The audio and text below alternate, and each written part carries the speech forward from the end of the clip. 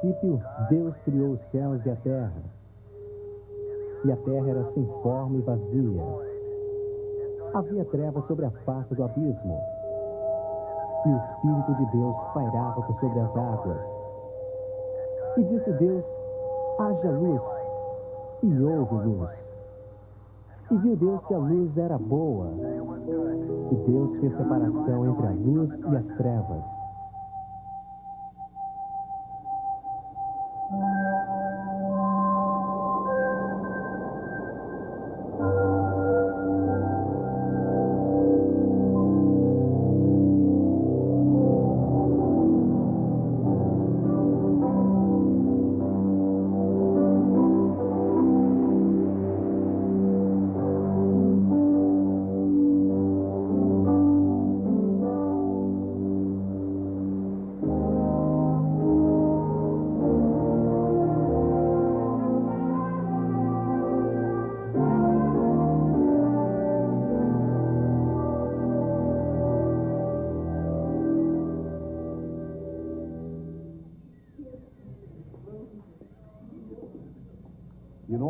Em quase todos os sistemas educacionais do mundo, os jovens são ensinados a respeito do grande mistério: como apareceu o mundo.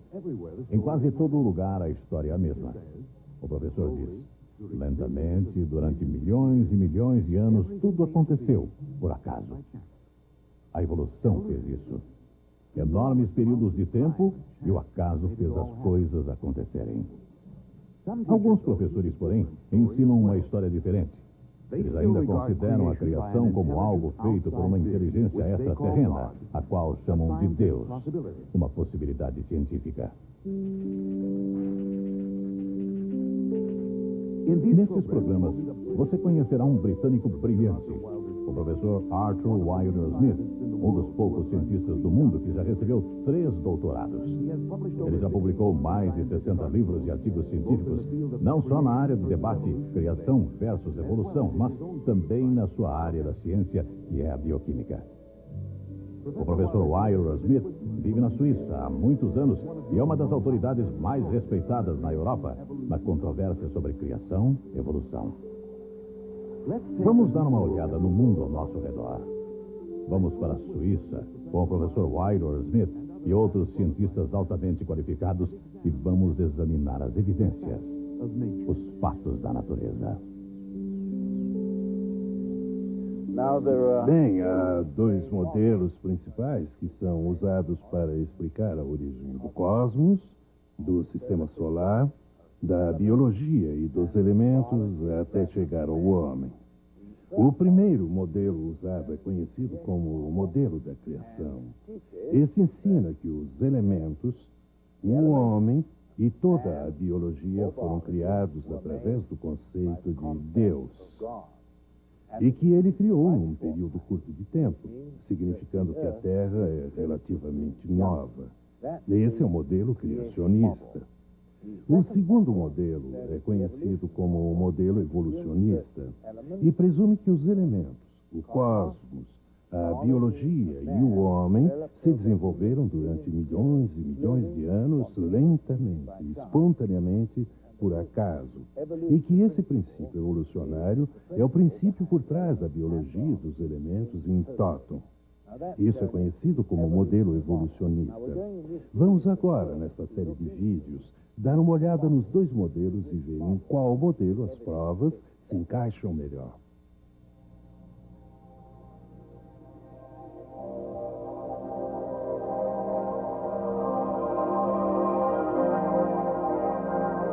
Mas antes de mergulharmos mais a fundo nas informações científicas relacionadas com o nosso tópico, devemos verificar o que nossos ancestrais pensavam de como se iniciaram todas as coisas. Bem cedo na história da humanidade, os homens devem ter ficado bastante impressionados com o Sol, a Lua e as estrelas. O professor Wilder Smith diz: o homem é fundamentalmente religioso e, se tiver a chance de ancorar sua fé em algo, é isso que ele faz. Nos dias antigos, os homens, olhando para as estrelas e a lua, e provavelmente não as entendendo, chegaram à conclusão de que elas eram formas de deuses. Enquanto que na Mesopotâmia a lua e as estrelas tornaram-se objetos de adoração, no Egito o sol era dominante e adorado como um deus. Para os egípcios, o sol era o rei dos deuses e imperador do mundo. Eles acreditavam que o sol, dia após dia, vencia o caos das trevas para raiar sobre aquele oceano primitivo triunfantemente, conduzindo seu barco solar pelos céus até desaparecer, iluminando o submundo durante a noite. Um conhecido hino ancestral ao deus egípcio do sol, Atom, é guardado no Museu Egípcio do Cairo. Ele fala a respeito do sol como fonte de toda a vida. Tu, ó sol vivente, que dás início à vida, tu és radiante, magnífico, brilhante e alto acima das terras. Tu que causas o fruto na mulher, que criaste a semente no homem e que deste vida à criança no útero de sua mãe. É bem diferente a história contada na Bíblia, o livro de um outro povo antigo do Oriente Médio, o povo de Israel.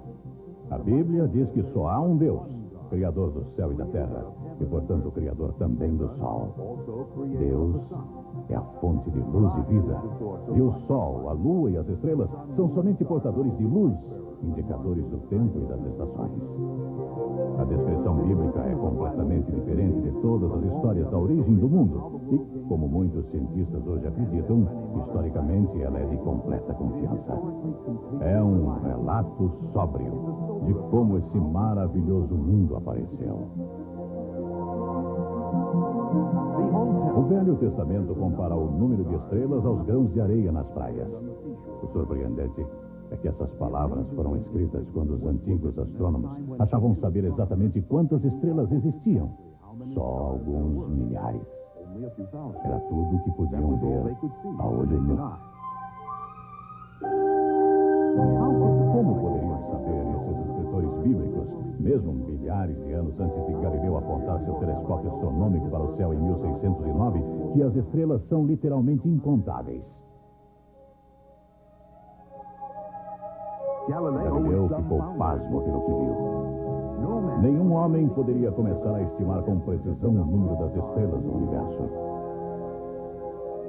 No entanto, milhares de anos antes, a Bíblia indicava que o universo era literalmente vasto demais para ser compreendido pela mente humana.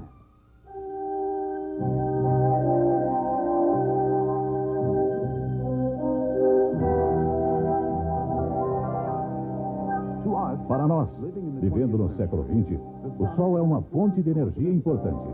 A energia de que nós necessitamos desesperadamente. Contudo, na nossa teoria evolucionista, como os antigos egípcios, nós temos o Sol como quem dá origem à vida. E como os antigos babilônicos, muitos creem que a posição das estrelas determina seu futuro. A astrologia e os horóscopos têm um papel importante nas vidas de muitos e têm crescido sua importância com mais e mais horóscopos influenciando os homens e as mulheres de hoje. Então, será que nós somos mais avançados, mais sofisticados do que as antigas civilizações?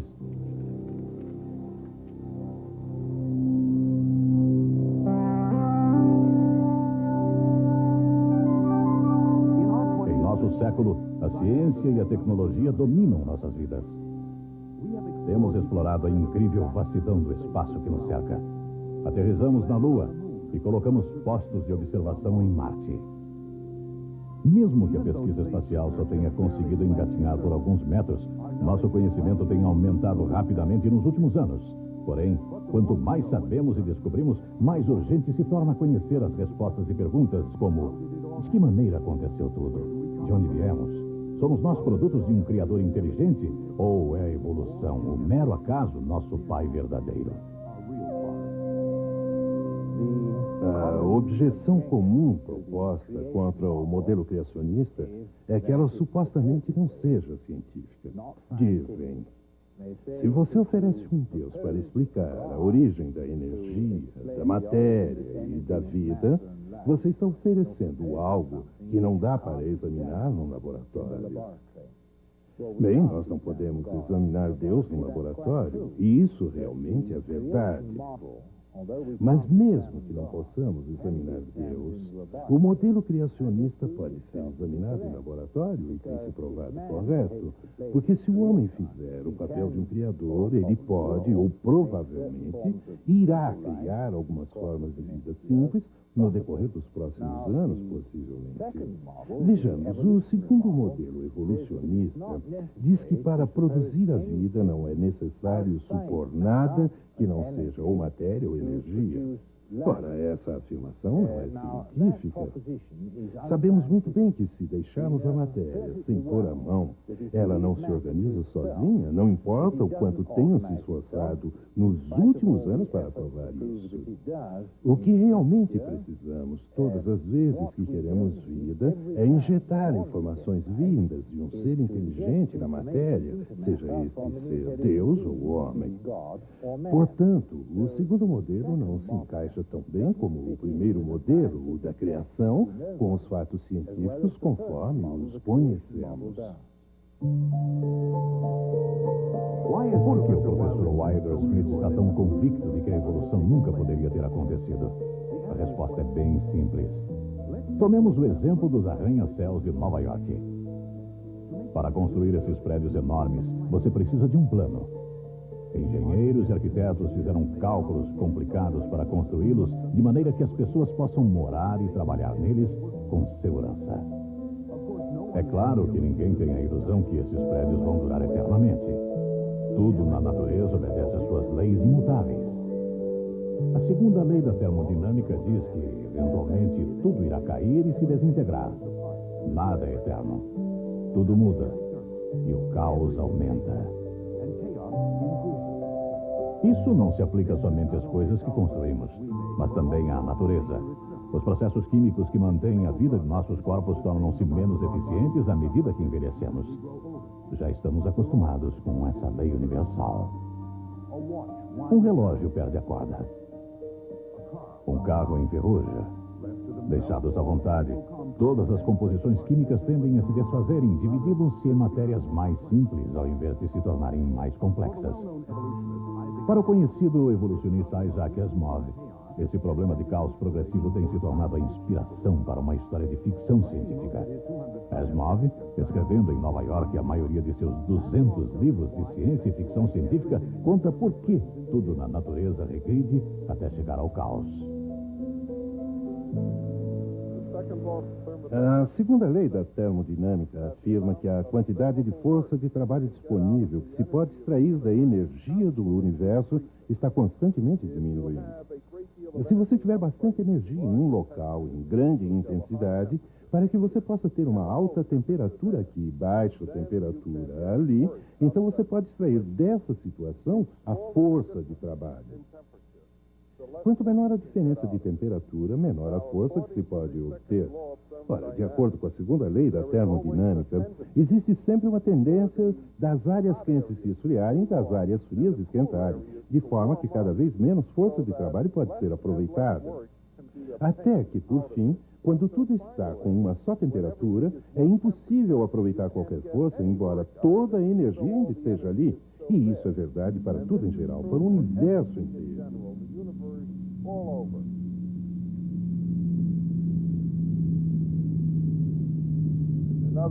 Em outras palavras, a água corre para baixo e não para cima. A água procura seu nível, não se separa. As coisas se tornam desordenadas. Existe o termo entropia, que melhor se define com certas expressões matemáticas. E é assim que os físicos teóricos o definem. Mas se esquecermos a matemática, a entropia é uma medida do nível da desordem do universo. Quanto maior a desordem, tanto maior a entropia. Ela é uma medida das coisas procurando seu nível em todo o universo. Quanto mais as coisas do universo vão se equilibrando, tanto maior a entropia. Eventualmente, no decorrer do tempo, se o universo durar até lá, parece mesmo que a entropia alcança seu máximo. Tudo se equilibra, tudo fica completamente desordenado e depois disso não pode existir mudança, nem trabalho nenhum, nada. É um tipo de morte.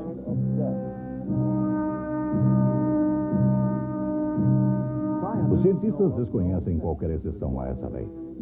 E ainda que o Dr. Asimov pessoalmente não o reconheça como tal, muitos cientistas acreditam que isso seja um obstáculo verdadeiro e muito sério à teoria da evolução, porque a evolução requer que os átomos se organizem em arranjos cada vez mais complexos e ordenados. O evolucionismo afirma que durante milhões de anos, tudo está basicamente se desenvolvendo para cima e se tornando cada vez mais ordenado e complexo. Entretanto, esta lei básica da ciência, a segunda lei da termodinâmica, diz o exato oposto. Os arranjos complexos e ordenados tendem a se tornar cada vez mais simples e desordenados com o passar do tempo. Há um impulso irreversível para baixo através de todo o universo. Vários cientistas apontam que basta só isso, só essa lei, quando compreendida em toda a sua essência, para desacreditar a teoria da evolução. De fato, é uma das razões mais importantes que motivou vários evolucionistas a deixarem de sua teoria em favor da ideia de uma criação original.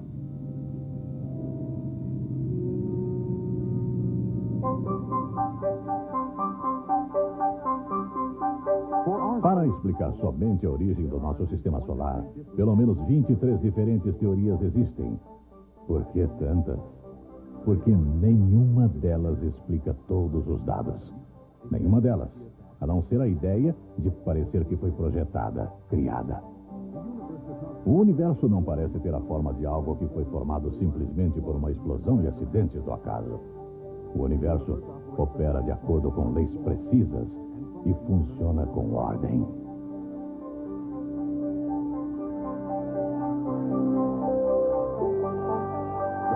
Quanto mais nós o exploramos, mais encontramos ordem nos movimentos e sistemas. Será que tudo isso aconteceu por acaso?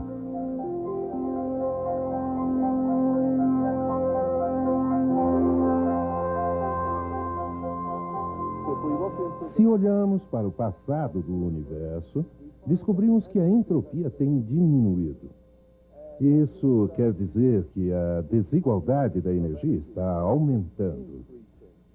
No passado, mais energia se acumulava em um ponto e não em outro. Até que, finalmente, se voltamos suficientemente no tempo, percebemos que a entropia estava em um mínimo e tudo assim fica tão ordenado quanto é possível estar. O que parece agora é que foi naquele tempo que toda a matéria do universo estava em um grande bolo e tudo arranjadinho, fila, por assim dizer, como os soldados em um desfile militar. E então explodiu. Foi o Big Bang, e isso foi há uns 15 bilhões de anos. E logo que explodiu, tornou-se mais desordenado. E a desordem vem aumentando gradativamente de lá para cá. É como se todos os soldados que estavam desfilando tivessem recebido a ordem de debandar. E desde aquele tempo caminham em qualquer direção, cada um por onde quer, até se espalharem por igual sobre toda a Terra, quando então a entropia fica no máximo.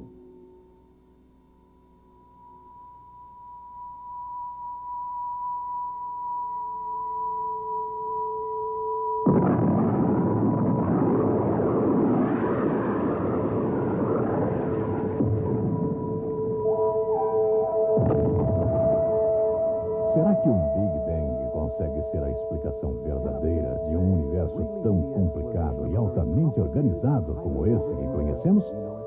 O astrônomo professor Harold Slusher. O Big Bang é a grande explosão. É uma das cosmogonias dos tempos modernos. Tenta explicar a origem do universo que ela contém. O Big Bang afirma que toda a matéria e energia do universo se concentravam a certa altura naquilo que se conhece como sendo o átomo primordial. O tamanho desse átomo varia conforme as opiniões dos diferentes astrônomos. Uns diziam que era infinito em seu tamanho e outros que era, ou que tinha, mais ou menos, o diâmetro do sistema solar. Hoje, os pontos de vista seriam mais do átomo primordial ser do tamanho de um elétron ou menor. Essas pessoas afirmam que toda a matéria e energia se concentravam em um objeto menor, digamos, do que a cabeça de um alfinete, e que esse objeto ficou ali no espaço por quem sabe quanto tempo e de repente desenvolveu uma instabilidade interna e a coisa explodiu. E de alguma forma saíram de dentro dela galáxias e aglomerados de galáxias e estrelas e pelo menos um sistema planetário. Se olhamos o universo hoje, Das explosões nunca vemos se processar a ordem. O que vemos ser produzido é desordem. Então é bem natural perguntar: quais as provas para essa ideia da explosão ser responsável pela ordem? Uma ideia tão diferente de qualquer coisa que podemos ver hoje, uma coisa que não parece seguir um modelo lógico normal de nada que tenhamos hoje. Ora, as evidências apontadas são o que chamamos de expansão do universo. Quando olhamos a luz que vem das galáxias, essa luz parece que está se mudando para o lado vermelho. Dizendo que está mudando para o lado vermelho, eu quero dizer que se um objeto está se distanciando de nós, de quem o observa, parece que aquelas ondas de luz ficam esticadas. E à medida que se esticam, a luz vai mudando para o lado longo do espectro e a luz parece ser vermelha. Acredita-se ser isso um efeito causado pelo movimento de um objeto para mais longe do observador. Por falar nisso, se um objeto, uma estrela ou uma galáxia, estivesse se aproximando de quem o observa, a luz mudaria para o lado azul do espectro. Mas quando a pessoa olha para as galáxias, a luz parece passar para o lado vermelho em praticamente todas as galáxias. E pode ir lembrando que algumas das galáxias têm mudanças para o azul. Ninguém jamais explicou por que com base no universo em expansão. Mas a maioria das galáxias tem mudanças para o vermelho. Isso é tomado como prova de um universo em expansão. Existe uma variedade de outras explicações científicas reconhecidas como possíveis para o fato da mudança para vermelho que não exigem falar em explosão nem expansão do universo. Por exemplo, como Einstein previu, a luz pode ficar avermelhada por causa da gravidade, aquela força de atração entre toda a matéria do universo. Além disso, há muitas razões para pôr em dúvida seriamente o universo ter sido formado com uma grande explosão. Aqui na Terra, em toda a nossa experiência, nunca observamos explosões que produzissem arranjos ordenados. Estou certo que você consideraria o caso absolutamente incrível, fantástico e fictício se eu lhe dissesse que tinha visto uma dessas montanhas explodir e que da explosão eu tinha visto as rochas e o pó e os gases se baixarem para formar uma cidade, digamos uma cidade de pedra, na qual você teria bem mais ordem e complexidade e informações do que existiram naquela montanha de pedra. Parece-me praticamente impossível obter-se o universo real que vemos aí à nossa volta, não uma coisa imaginária, mas um universo visível, bem complexo, cheio de informações, a partir de uma grande explosão, um Big Bang. Só me parece possível obtermos um universo complexo que tem informações quando a matéria e a energia são criadas, visto que não vai surgir espontaneamente do nada, mas ser criado e depois a ordem ser colocada em seu sistema e a complexidade ser colocada no sistema e nas informações a partir de fora.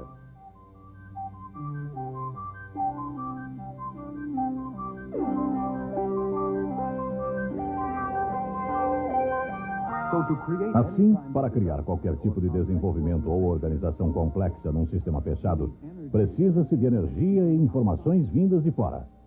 Os evolucionistas afirmam que nossa Terra não é um sistema fechado de modo algum, que ela está aberta à energia do Sol e que a energia dos raios solares, por exemplo, criou a vida no nosso lindo planeta. Mas será que basta a energia, mesmo quando se tem um sistema aberto? Há numerosos problemas ao explicar a teoria da evolução, particularmente do ponto de vista da termodinâmica. As leis da termodinâmica são três. A segunda lei é que a quantia de força de trabalho disponível para trabalho útil em um sistema fechado diminui. Outra maneira de dizer isso é que a ordem, a organização da matéria em um sistema fechado decresce e desce até o caos. Ora, há exceções e essas exceções confundem. Se pegamos como exemplo uma coisa morta, digamos um pau que antes estava crescendo e usando a energia do Sol para aumentar a sua ordenação, mas agora está morta. Se exponho esse pau à luz do Sol no sistema aberto, esse pau esquenta. Para dizer a verdade, está bem quente agora, porque o Sol está forte.